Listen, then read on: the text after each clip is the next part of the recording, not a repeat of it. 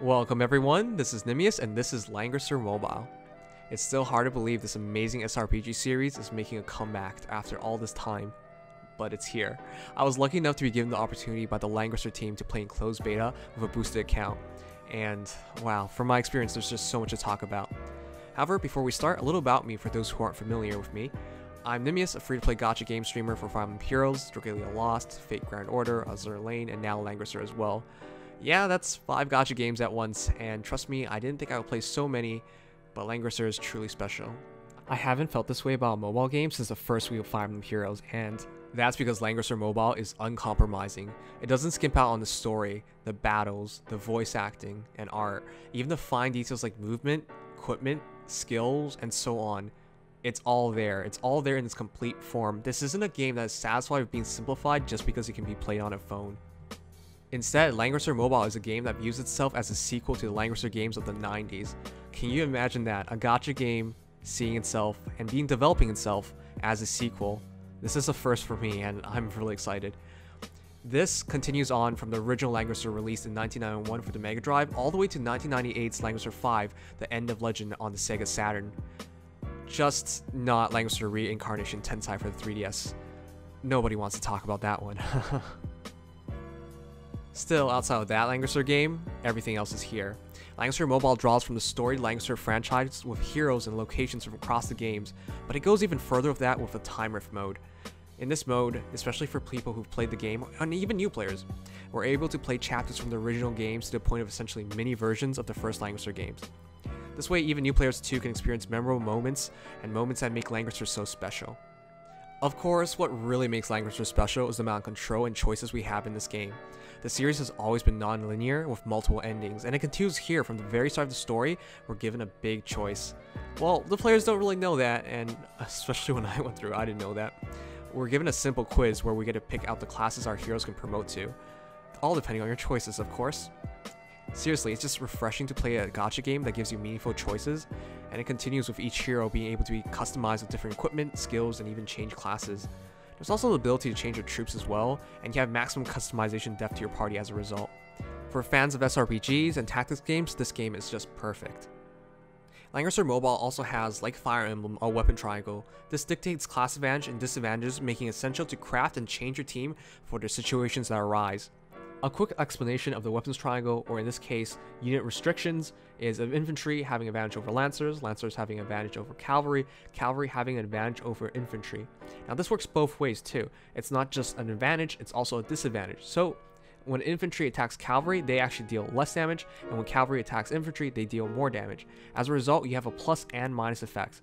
The plus effect on cavalry, the minus effect on infantry, and so when the cavalry attacks infantry, they have the best possible situation because they deal more damage and they take less damage. This is very basic in tactics games, and I know for some newer players this might be a bit confusing, but that's how it works. Learning the system is essential to understanding and mastering this game. It's not all advantages and disadvantages, however. You have classes with no restrictions at all, such as sailors, mages, and assassins. They do equal amounts of damage to other classes and they take equal amounts of damages.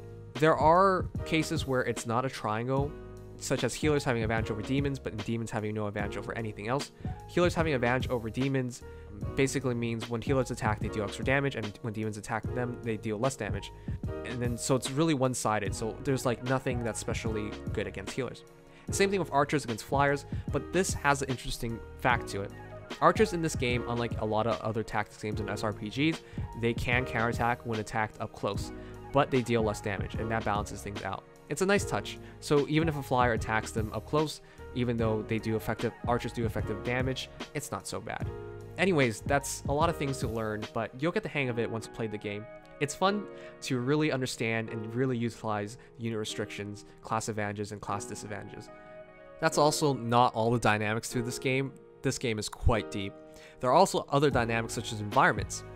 For anyone who's played other SRPGs, tactics games, FEH, it's what you expect, with walls being able to be passed by infantry, you know, because they can't walk through walls, but you can fly over them with, say, Hawk Knights, or, you know, forests providing you with extra defense, and so on. There's a lot of environments in this game, and utilizing environments and your class advantage and disadvantages really allow you to be a meaningful tactician. This, along with different game modes, battle maps, enemy units, and even bosses, combines for deeply satisfying gameplay. for those that love the tactics genre anyways. Still, this game is not just for people who like playing the gameplay itself. The game actually has something that's very important that a lot of gacha games have been lacking. I kind of skimmed over the gameplay because I have very little doubt you guys will love the gameplay, but as somebody who plays multiple gacha games, this is the most important part for me. It's the story. Most gacha games I've played put the absolute minimum care into writing, and very rarely is there voice acting throughout. To be honest, almost every gacha game outside Fate Grand Order and Dragalia Lost to some degree has disappointed me here, but Langrisser. I said earlier, guys, this game is uncompromising, and it truly is. For anyone who loves a true adventure, meeting characters, traveling to different locations, learning about the lore and history of the world, learning about the characters and seeing them develop, Langrisser delivers. This may be the best gacha story experience to date, and I don't say that without experience here. The only story I've played so far that's nearly comparable is FGO, and that's a high bar to set considering that game is driven by the story. Your experiences with characters aren't shallow, and many characters have their own story scenarios along with a lengthy main story that develops and progresses from the humble beginnings of a small, sleepy village. That sure sounds familiar, huh? The story, however, is not completed and is something that's developing, so you'd never know where it's going. There's a lot of reading here, which allows not only the characters to develop, but the villains as well. Also, did I mention this is properly translated? This is such a thing that people forget all the time. You can have the greatest story, but if it isn't translated properly, or the meanings don't get across, it leads to a lackluster experience. The team handling the translation here even has a fan translator who has handled Langrisser translations for the past 2 decades. Now, if the game launching, and I hear some people saying it's not as accurate as it could be, oh boy. Story, man, when you're going over a translation, it's more important to get the meaning of it rather than the exact translation. With societal differences, so the context will just never be the same. How we interpret something will be different from, say, how the Japanese interpret it, from how the Chinese interpret it. But, you know, you won't know until you give it a try, so I implore you guys to give this story a try. There are even some memes in it. Simply put, this is another game where you press the skip story button for the rewards. This is a worthwhile read. But, you know, for the most part, you wouldn't have to read it, as most of the story is voiced. There's many voice actors you probably recognize from anime shows. It's done well, of course, but you might not understand Japanese, and in many gacha games, well, you be out of luck. That'd just be unfortunate, right? But Langrisser Mobile really has spared no expenses here. There's English voice acting, and it was even recorded twice. They had standards. That's really impressive in my books, because even well-funded games like Dragalia Lost from Cygames and Nintendo, they don't even do that. There's no other way to say it. I just really appreciate the amount of care for us in the West to allow us to fully enjoy the story. Of course, there's one more element left, and that is the art. How can you talk about a story without an art? The characters are drawn in style of Satoshi Ushihara, who has one of the most distinct art styles that you've likely seen in old school 90s animes. You might know him from like Plastic Little and Record of Lotus War, among other works. I just mentioned those two as that's what I watched from him. That's not all. As you guys may have already noticed, the game doesn't have static images. This is finally a big thing.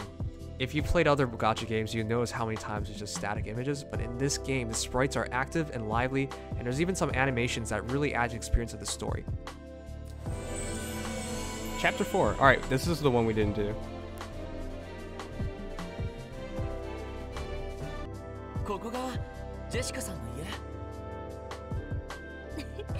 先生、ジェシカ先生、ただいま戻りました。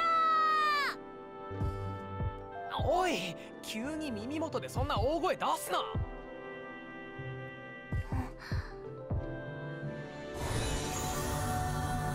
What? As you can probably see, it comes together pretty well.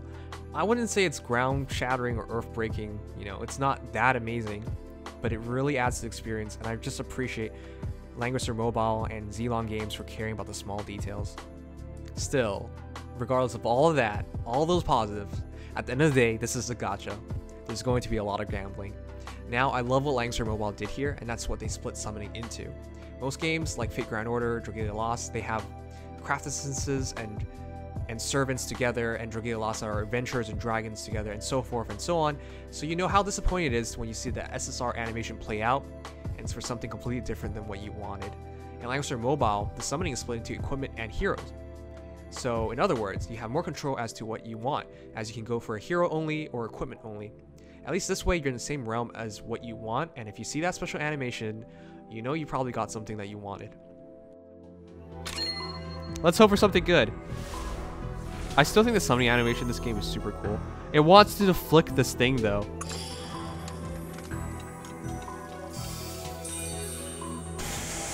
Oh, it's golden. Oh, what the fuck? Our first pull is... It's rainbow colored. Holy shit, really? Oh. Oh. However, an even bigger thing than all that is merging, limit breaking, or however you want to term it. Most of us veteran gacha players know it doesn't end with just getting one hero or one copy of whatever you wanted. There's much more to do with that, and thankfully Langrisser Mobile is incredibly free-to-play friendly. While summoning extra duplicates or copies helps you a ton, you don't need to do that. Even as a free-to-play player, you can max out your hero within, say, 3 months. I know that's quite a bit of time, but it's incredibly plausible to max a hero out with just one copy thanks to the dailies in this game. To break it down very clearly, you don't have to pay. That's so big to me. I've been a free-to-play player in every gacha game I've played so far, and for me, this is the most important thing. I've always felt handicapped in some gacha games, and you guys should know this. You get the one hero or one servant you wanted, but without merges, there's just not a lot of use to them. Without limit breaks, you don't reach their potential. So with that one copy of that rare hero, that SSR, what you have isn't actually as useful as you originally thought them as.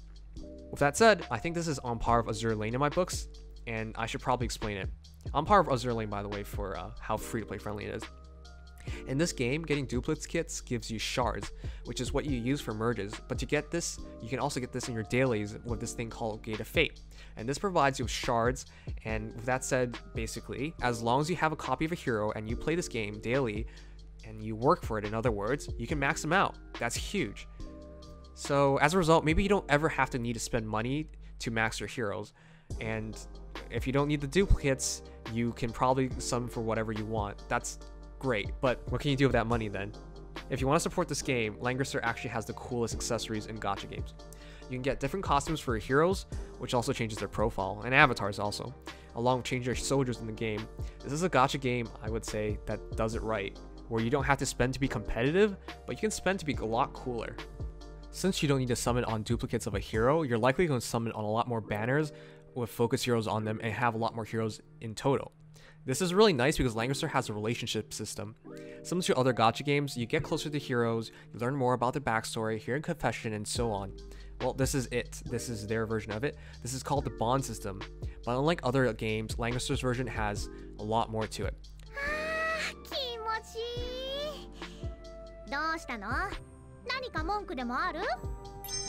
Spending time with the heroes gets you hero info, backstory, dialogue, and you unlock voices. And developing more friendship or intimacy with your hero also allows you to strengthen them. Fun fact, in older Langrisser games, you actually dated the heroes. So this isn't quite that, but it's still pretty good. Anyways, you increase your intimacy or your friendship by giving them gifts, and you can get better bond items through playing in special maps. It's actually pretty cool. It's pretty fun, actually, to get to know your heroes better and get gifts back from them. You give some, you get some, you know? It's a nice touch where devotion to your heroes is actually meaningful. Now, I don't talk about the summoning rates here, but it's very fair.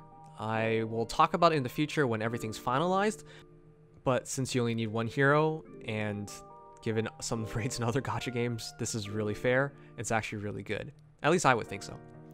Anyways, with that said, I think I covered the most important parts for Langrisser Mobile. As someone who plays multiple gacha games, this is just an incredibly refreshing experience, and I plan to stream this game a ton. I've already streamed it several times in closed beta, and now that the game's released, I'm still streaming it. When I first streamed this game in closed beta, most of my viewers, of which are Fire Emblem Heroes fans, were incredibly excited. It's just such a complete experience. There's a lot of promise here, and as I said, I haven't felt this way about a gacha game since the first week of Fire Emblem Heroes. However, unlike FEH, I trust in Xenon Games. The developers here seem to care a lot more, and they work with their community. You have direct access to staff to talk to, so if you have any concerns or suggestions, there's somebody to listen to. They're attentive and they care about feedback, which is a lot more I can say than IS. Trust in them, guys, and give the game a try if you can. Anyways, if you plan on starting Langrisser Mobile, it's free on Android and iOS, and I've left a link for the game down below in the description. And as always, this was Nimious, and have a great day, guys. Peace.